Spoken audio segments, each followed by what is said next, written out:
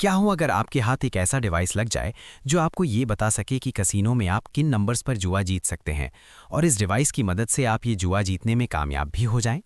आज की कहानी भी दो ऐसे ही स्टूडेंट्स के बारे में है जिन्होंने एक ऐसा डिवाइस बनाया जिसकी मदद से वे पूरे अमेरिका के कसीनो सिस्टम को चकमा देने में कामयाब हो गए।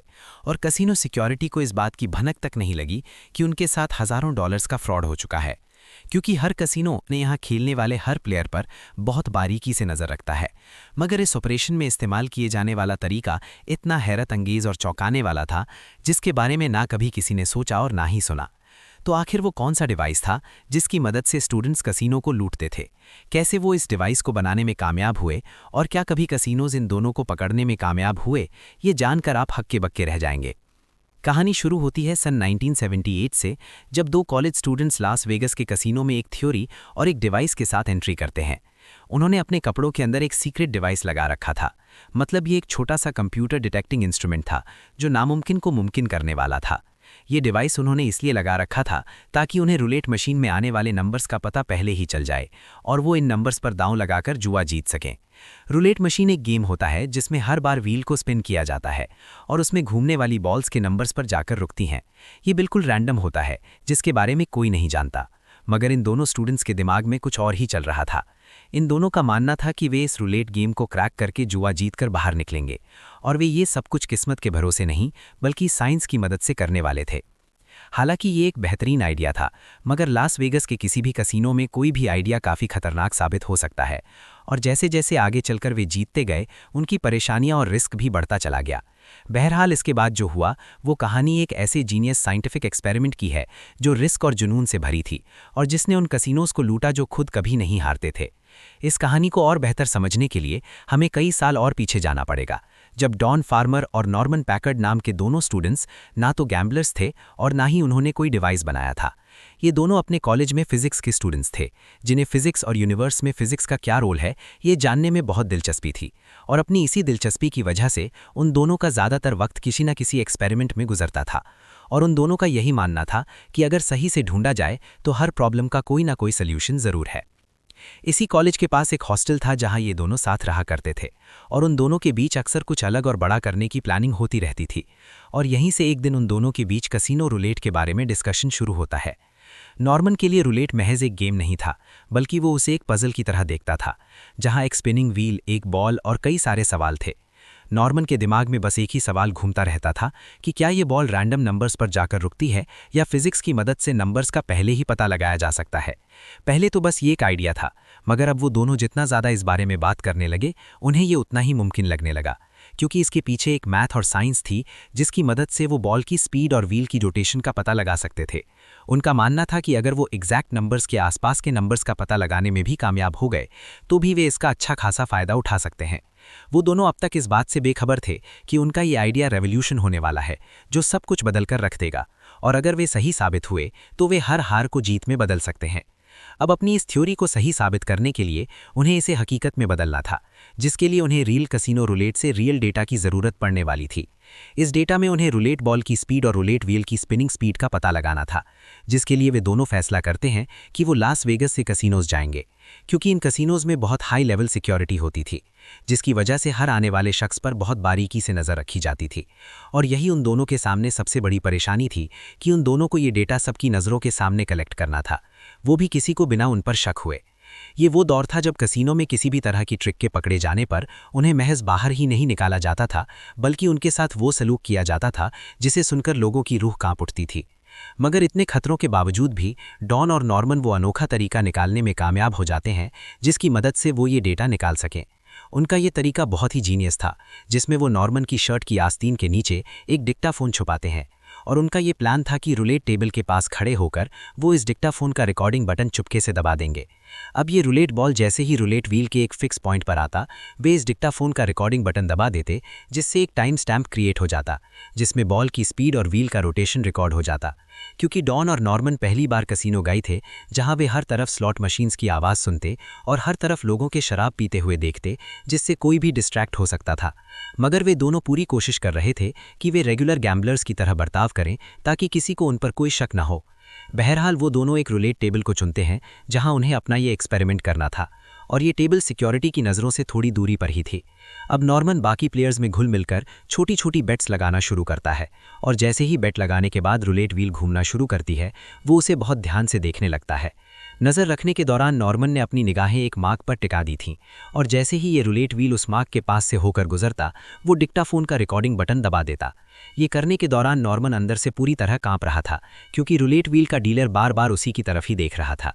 अब नॉर्मन के दिमाग में बार बार कई सवाल आ रहे थे कि क्या ये डिवाइस डीलर को नज़र तो नहीं आ रहा, क्या वो डिवाइस का रिकॉर्डिंग बटन इस तरह दबा रहा है जो देखने से समझ आ रहा हो और डीलर को उस पर शक हो रहा हो। और इन्हीं सवालों की वजह से उसका डर और उसकी घबराहट बढ़ती ही जा रही थी। बहरहाल 1 घंटे टेबल पर गुजारने के बाद वे दोनों कुछ पैसे जीतते हैं और इन कॉइन्स को कैश कराकर कसीनो के बाहर निकल जाते हैं। वो दोनों इस बात का खास ख्याल रख रहे थे कि वो बिल्कुल नॉर्मल बिहेव करें, ताकि किसी को भी उन पर कोई शक ना हो।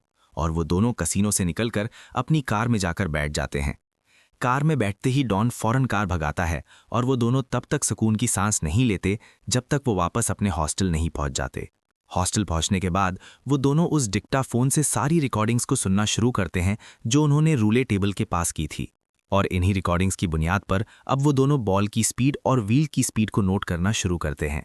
इस रिकॉर्डिंग के रिजल्ट्स उनकी उम्मीद से काफ़ी बेहतर थे, और अब उनके सामने एक पैटर्न उभरकर सामने आना शुरू होता है, जिससे उन्हें कुछ ऐसी चीज़ें दिखाई देना शुरू होती हैं जो कसीनो फ्रॉड के इतिहास को बदलने वाली थी।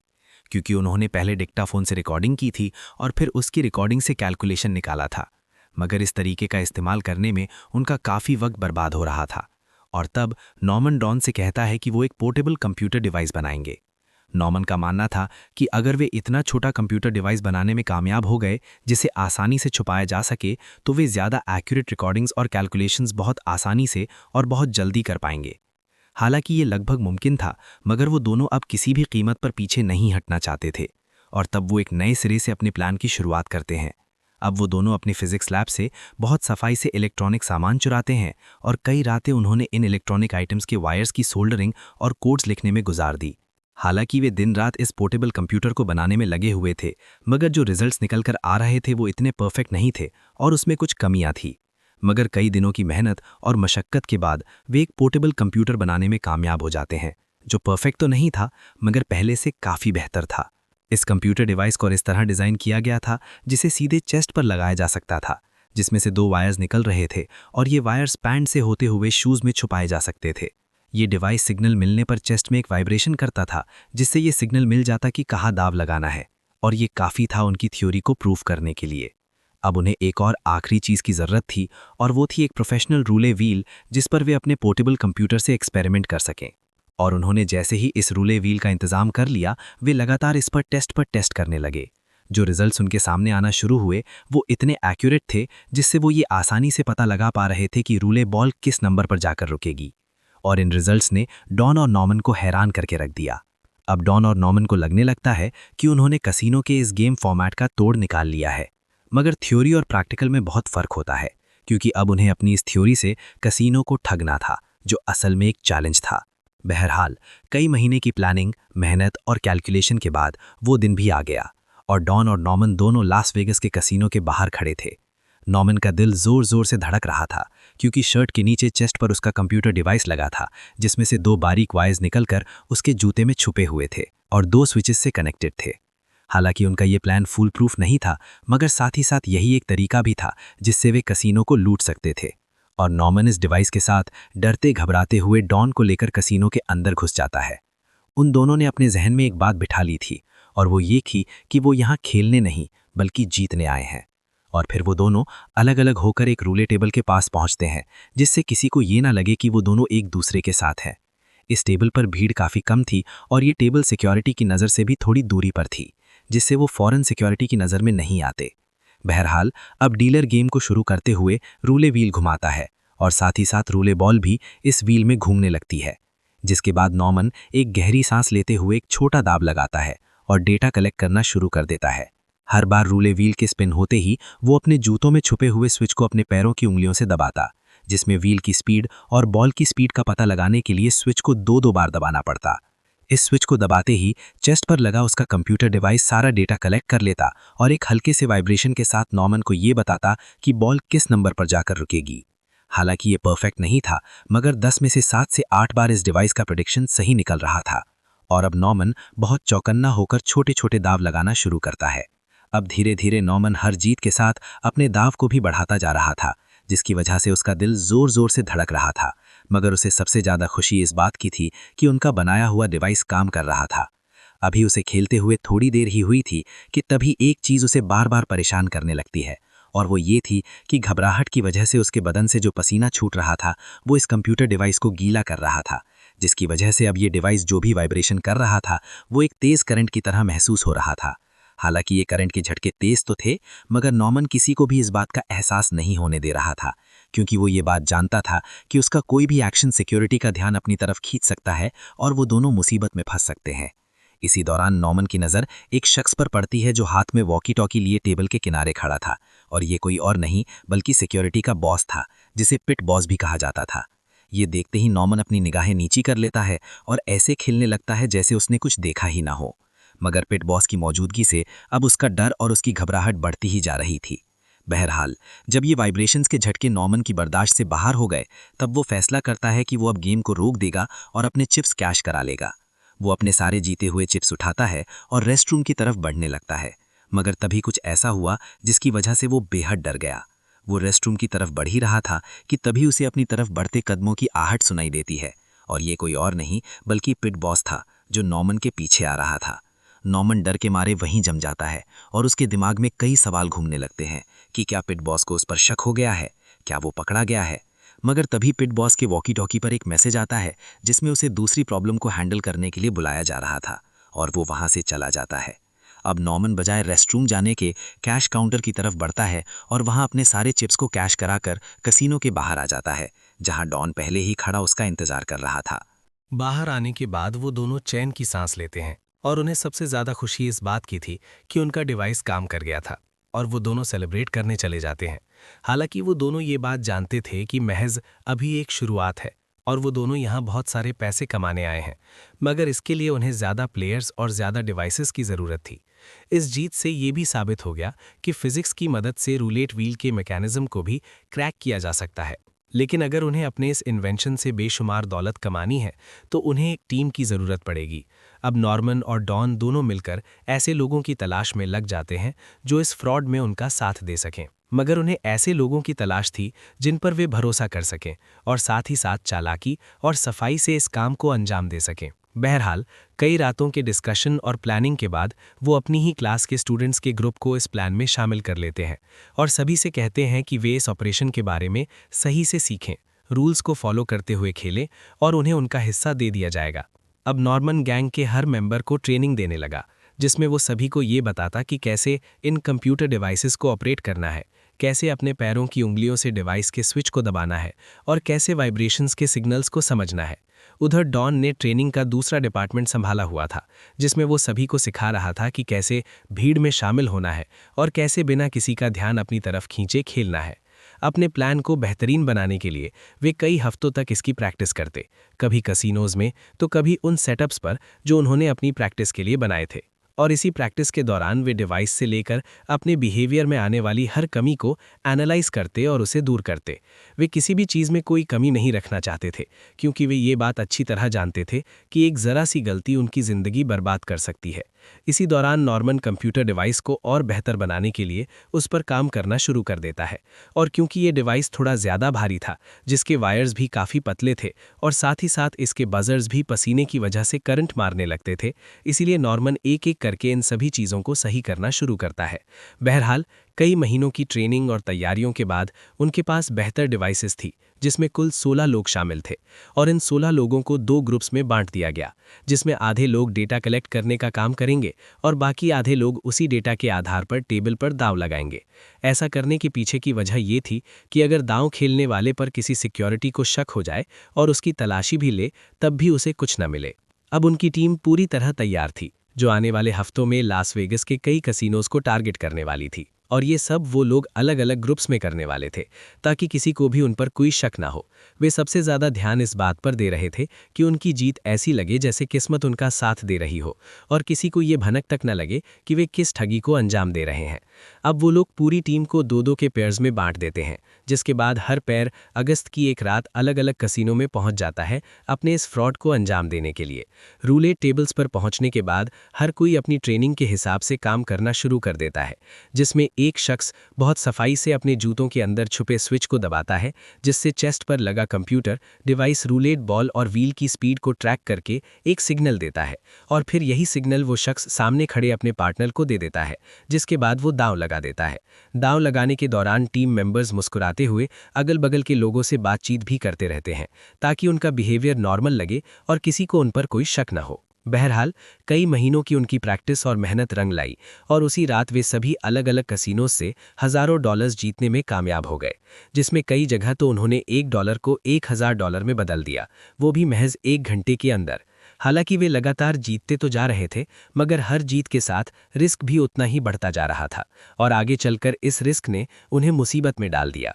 इस जीत के बाद उसी रात टीम के सभी मेंबर्स एक होटल में मिलते हैं ये जानने के लिए कि किसने कितने पैसे जीते, और उनकी सभी टीम ने मिलकर जो रकम जीती थी वो थी $12,000। हालांकि ये रकम बहुत कम थी, मगर इससे ये साबित हो गया था कि उनका सिस्टम काम कर रहा है। मगर साथ ही साथ एक परेशानी भी उनके सामने आकर खड़ी हो गई थी। इस फ्रॉड ऑपरेशन को अंजाम देने के दौरान कंप्यूटर डिवाइसेस की वजह से एक मेंबर की स्किन जल गई और ये वो प्रॉब्लम थी जिसे वे पूरी तरह सॉल्व नहीं कर पा रहे थे। बहरहाल वे सभी अपनी इस जीत का जश्न मनाते हुए पैसे आपस में बांट लेते हैं, मगर सभी के मन में ये सवाल था कि एक बार तो वे कसिनो को लूट चुके हैं, मगर क्या वे दोबारा ऐसा कर पाएंगे, वो भी बिना किसी की नज़रों में आए, क्योंकि उन सभी ने अपनी थ्योरी को सही साबित करके कसिनो को लूटा था, जिसकी वजह से उनका कॉन्फिडेंस बहुत बढ़ गया था और अब उन्हें इसकी आदत लगती जा रही थी और यही आदत आगे चलकर उन्हें बहुत भारी पड़ने वाली थी। उधर कसिनो की सिक्योरिटी टीम्स को भी अब इन लोगों पर शक होना शुरू हो गया था और वे ये देखते हैं कि ये प्लेयर्स कुछ रैंडम नंबर्स पर दाव लगाते हैं और हर बार जीत कर ही बाहर निकलते, जिससे एक पैटर्न उभरकर उनके सामने आना शुरू होता है। एक रात डॉन अपनी टीम के एक मेंबर के साथ एक कसिनो को टारगेट करता है और वे दोनों बहुत आसानी से अपने सिस्टम का इस्तेमाल करके एक के बाद एक दांव जीत रहे थे, मगर तभी एक पिट बॉस गार्ड उनकी टेबल के पास चक्कर लगाने लगता है। पहले तो वो बस हाथ बांधकर उनकी टेबल के पास चुपचाप खड़ा हो जाता है और उन्हें देखने लगता है, मगर डॉन को यह एहसास हो गया था कि कसिनो को उस पर शक हो गया है और अब कभी भी कुछ भी होने वाला है। अब डॉन अपने पार्टनर को इशारा करके कैश कराने के लिए कहता है, मगर वे दोनों जैसे ही टेबल से उठते हैं पिट बॉस उनके पास आकर कहता है कि इतनी भी क्या जल्दी है और क्या वो उनसे कुछ सवाल कर सकता है। ये सुनते ही डॉन अंदर से कांप उठता है, मगर वो नॉर्मल रहकर मुस्कुराते हुए पिट बॉस से कहता है कि हाँ बिल्कुल, वो जो भी चाहे उनसे पूछ सकता है। पिट बॉस डॉन को कसिनो के पीछे ऑफिस में ले जाता है और फिर वहां सवाल जवाब का सिलसिला शुरू होता है, जिसमें सबसे पहला सवाल करते हुए पिट बॉस उससे पूछता है कि वो कहाँ से है और वो कब से लास वेगस में है। डॉन अभी सवाल का जवाब देने ही वाला था कि तभी पिट बॉस उससे कहता है कि तुम्हारी किस्मत बहुत अच्छी है और वो क्या सीक्रेट है जिसकी वजह से तुम लगातार जीत रहे हो। इस सवाल से डॉन घबरा जाता है, मगर वो खुद को संभालते हुए पिट बॉस से कहता है कि ये महज बिगिनर्स लक है, मगर पिट बॉस उसके जवाब से कन्विंस नहीं होता है। डॉन को लगने लगा कि अगर पिट बॉस ने उसे चेक कर लिया तो उसके चेस्ट पर लगा कंप्यूटर डिवाइस पकड़ा जाएगा और उनका खेल खत्म हो जाएगा, मगर तभी किस्मत डॉन का साथ देती है। इसी पूछताछ के दौरान दरवाजे पर एक दस्तक होती है और दूसरा सिक्योरिटी गार्ड पिट बॉस से कहता है कि कसिनो में एक बड़ी प्रॉब्लम हो गई है और उसे उसके साथ चलना होगा। ये सुनते ही पिट बॉस को गुस्सा आ जाता है और वो डॉन को वार्निंग देते हुए कहता है कि अगर वो कुछ भी उल्टा सीधा करते पकड़ा गया तो वो उसे छोड़ेगा नहीं और फिर उसे वहां से जाने देता है। हालांकि डॉन यहां से बचकर तो निकल गया था, मगर जब वापस जाकर उसने ये बात नॉर्मन और अपनी टीम को बताई तब उनकी रूह कांप गई और फिर उन्हें ये डिस्कस होने लगा कि आगे क्या करना है। ज़्यादातर टीम मेंबर्स का यही कहना था कि अब उन्हें रुक जाना चाहिए क्योंकि वे ठीक ठाक पैसे बना चुके हैं, वरना ये पैसे भी उनके हाथ से चले जाएंगे। मगर नॉर्मन और डॉन किसी भी कीमत पर हार मानने को तैयार नहीं थे। वो दोनों अब इतना दूर निकल चुके थे कि वहां से वापस लौटना काफ़ी मुश्किल था और तब नॉर्मन कहता है कि अगर हम चौकन्ना रहकर काम करें तो हम इसे आसानी से अंजाम दे सकते हैं। नॉर्मन और डॉन को देखकर लग रहा था कि वो ये सब पैसों के लिए नहीं, बल्कि उन्हें अब कसिनो को बेवकूफ़ बनाने में मज़ा आ रहा था और उन्हें इस बात से किक मिल रही थी कि उन दोनों ने वो कर दिया जो कोई नहीं कर पाया। अब जैसे जैसे इसमें रिस्क बढ़ता जा रहा था, वैसे वैसे टीम मेंबर्स इस गैंग को छोड़कर जाते जा रहे थे और बचे हुए मेंबर्स अब अपनी टेक्निक्स और अपने डिवाइसेस को और बेहतर करने में दिन रात ट्रेनिंग लेने लगे, ताकि वो नॉर्मल गैम्बलर्स की तरह लगें और उन पर किसी को कोई शक ना हो। क्योंकि डॉन की पूछताछ से वे सभी बहुत घबरा गए थे और वो कोई भी चांस नहीं लेना चाहते थे, और इसीलिए वो अपनी सबसे बड़ी और सबसे बेहतरीन गैम्बलिंग की तैयारी करने लगते हैं। मगर साथ ही साथ उन्हें ये डर भी था कि ये उनकी आखिरी गैम्बलिंग भी हो सकती है। इस बार डर और घबराहट काफ़ी ज़्यादा थी, क्योंकि इस बार वो महज रूलेट व्हील के खिलाफ ही नहीं खेल रहे थे, बल्कि वो पूरे कसीनो और वक्त के खिलाफ खेल रहे थे, जो शायद उनकी ज़िंदगी बना सकता था या बर्बाद भी कर सकता था। इस बार भी उनका यही प्लान था कि अलग अलग टीम्स एक ही रात में अलग अलग कसीनोज जाएंगी, मगर इस बार उनकी बेट्स बड़े अमाउंट की होंगी, ताकि वे एक ही बार में बड़ा अमाउंट जीत सकें और इससे पहले किसी की नज़र उन पर पड़े वे कसीनो से बाहर निकल जाएं। डॉन की सभी टीम मेंबर्स को साफ हिदायत थी कि वे अपनी तरफ से कुछ भी नया नहीं करेंगे और वे सिर्फ रूल्स को फॉलो करेंगे और अपने चेहरों पर एक मुस्कुराहट रखेंगे। बहरहाल, गर्मियों की एक शाम वे लास वेगस की उन सड़कों पर निकलते हैं जहां कसीनोज, गैम्बलर्स और टूरिस्ट थे, और नॉर्मन अपने एक पार्टनर के साथ डाउनटाउन कसीनो चला जाता है। वहीं डॉन अपने पार्टनर के साथ वहां के सबसे बड़े कसीनो में एंट्री करता है। डॉन जैसे ही कसीनो में घुसता है, वहां जगह जगह लोग उसे अलग अलग गेम्स खेलते दिखाई देते हैं और हर थोड़ी देर में किसी न किसी के जीतने का सेलिब्रेशन हो रहा था, और वो भी अपने पार्टनर के साथ एक रूलेट टेबल पर जाकर बैठ जाता है। इस बार ये कंप्यूटर डिवाइस नॉर्मन के पार्टनर ने अपने चेस्ट पर लगाया था और वो रूलेट व्हील के घूमते ही जूते में छुपे अपने स्विच को दबाता है, जिसके बाद ये डिवाइस बॉल और व्हील की स्पीड मेजर करके एक वाइब्रेशन करता है और नॉर्मन का पार्टनर ये सिग्नल उसे दे देता है। हर बार अपने पार्टनर से सिग्नल मिलते ही नॉर्मन अपना दाव खेल देता है और वे दोनों जीत जाते हैं। और अभी तक तो सब कुछ बहुत आसानी से और बहुत सही जा रहा था, जिसमें वे अलग अलग रैंडम नंबर्स पर जीत रहे थे। मगर तभी कुछ ऐसा हुआ जिसने उनके इस फ्रॉड ऑपरेशन को हमेशा के लिए ख़त्म कर दिया।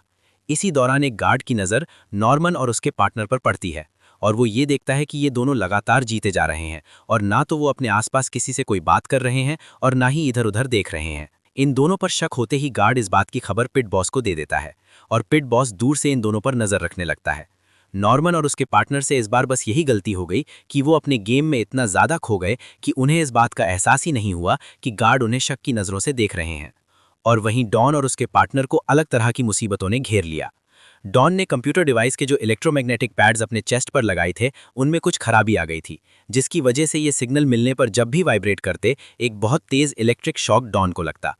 हालांकि ये इलेक्ट्रिक शॉक बर्दाश्त के बाहर थे, मगर तब भी डॉन रुका नहीं और वो अपने पार्टनर से कहता है कि सिग्नल मिलने पर वो बस खेलता चला जाए। मगर अब धीरे धीरे शॉक की वजह से उसका कॉन्फिडेंस कम होने लगा और वो सफाई से सिग्नल भी नहीं दे पा रहा था। डॉन के इस अजीब बर्ताव को देखकर यहाँ भी एक गार्ड को उस पर शक हो जाता है, मगर चूंकि डॉन चौकन्ना होकर खेल रहा था, उसे ये बात समझ आ जाती है और तभी वो अपने पार्टनर से इशारा करके सभी कॉइन्स को कैश कराने के लिए कहता है। अब तक वो लोग कुछ $1000 के कॉइन्स जीत चुके थे और वो इन कॉइन्स को लेकर कैश काउंटर की तरफ बढ़ जाते हैं, और इससे पहले कोई गार्ड उनसे पूछताछ करता, वो कॉइन्स को कैश कराकर वहां से निकल जाते हैं। उधर दूसरे कसीनो में नॉर्मन को भी ये भनक लग जाती है कि उस पर नज़र रखी जा रही है, और तब वो एक चाल चलता है। इस बार वो एक छोटा दांव लगाकर जानबूझकर हार जाता है, जिससे गार्ड को लगने लगता है कि सब कुछ सही है, और फिर वो भी फौरन कॉइन्स को कैश कराता है और कसीनो से बाहर आ जाता है। बहरहाल, इस बार जब वे सभी वापस उस जगह पर मिलते हैं जहां से वे ऑपरेट करते थे, तब उन्हें ये समझ आ गया था कि उनके प्लान में बहुत सारी कमियां हैं और कसीनो को लंबे वक्त तक लूटना लगभग नामुमकिन है। नॉर्मन ने आज जो कसीनो में हुआ उसके बारे में सभी को बताया और साथ ही साथ ये भी कहा कि अब वो लोग कसीनो की नज़रों में आना शुरू हो गए हैं और अगर वे ये सब जारी रखते हैं तो वे कभी भी पकड़े जा सकते हैं। ये सुनते ही डॉन भी उसकी हाँ में हाँ मिलाता है और साथ ही साथ ये भी पूछता है कि क्या उन्हें अब ये सब कुछ बंद कर देना चाहिए। इस सवाल के बाद पूरे कमरे में खामोशी छा जाती है, क्योंकि पिछले कुछ महीनों से वे लोग अपनी लिमिट से बाहर जाकर नामुमकिन को मुमकिन करने की कोशिश कर रहे थे। और अचानक इस खामोशी को तोड़ते हुए नॉर्मन कहता है, तो क्या हुआ अगर उन्हें ये सब कुछ बंद करना पड़ेगा। लेकिन वो अपनी थ्योरी को सही साबित करने और कसीनो को लूटने में तो कामयाब हो गए, और उन्हें सबसे ज़्यादा खुशी इसी बात की है। आखिरकार उन सभी में ये तय होता है कि वे अब ये सब कुछ बंद कर देंगे और सारी जीत की रकम को आपस में बांटकर वहां से चले जाते हैं। इस फ्रॉड के कई साल बाद ये कहानी एक टीम मेंबर की वजह से बाहर आ जाती है और तब लोगों को इस जीनियस फ्रॉड के बारे में पता चलता है, जिसके बाद लोगों में एक बहस छिड़ गई कि क्या साइंस और फिजिक्स की मदद से कसीनो को लूटा जा सकता है और क्या ये उनका तरीका चीटिंग थी या एक जीनियस प्लानिंग। बहरहाल इस फ्रॉड ऑपरेशन को खत्म करने के बाद डॉन और नॉर्मन ने दोबारा अपनी पढ़ाई शुरू की और इस फ्रॉड ऑपरेशन को अंजाम देने के दौरान जो डिटर्मिनेशन और सफाई उन्होंने सीखी वो आगे चलकर उनके बहुत काम आई और उन्होंने अपने अपने करियर में बहुत कामयाबी हासिल की। रही कसीनो की बात तो ये उनके लिए एक वार्निंग थी कि अगर गेम के दौरान किसी पर जरा भी शक हो या उसका बर्ताव अजीब हो तो उसकी फौरन जांच पड़ताल की जाए। मगर कोई भी सर्वेलेंस या जांच इस बात को नकार नहीं सकती कि दो फिजिक्स के स्टूडेंट्स ने एक ऐसा तोड़ निकाला जिससे वे कसीनो को बेवकूफ़ बनाने में कामयाब हो गए। इस कहानी से ये पता चलता है कि ये कभी पैसों के लिए था ही नहीं, बल्कि वो दोनों बस ये प्रूव करना चाहते थे कि कोई भी चीज़ नामुमकिन नहीं है और हर प्रॉब्लम का कोई ना कोई सोल्यूशन ज़रूर होता है, जिसे वे साबित करने में कामयाब भी हो गए। आपको ये कहानी कैसी लगी कमेंट सेक्शन में लिखकर ज़रूर बताएं। ये तो सिर्फ शुरुआत है, असली कहानियाँ अभी बाकी हैं। ऐसे ही अनोखे किस्से चाहते हो तो द यूनिक को सब्सक्राइब करना मत भूलना। मिलते हैं नेक्स्ट वीडियो में।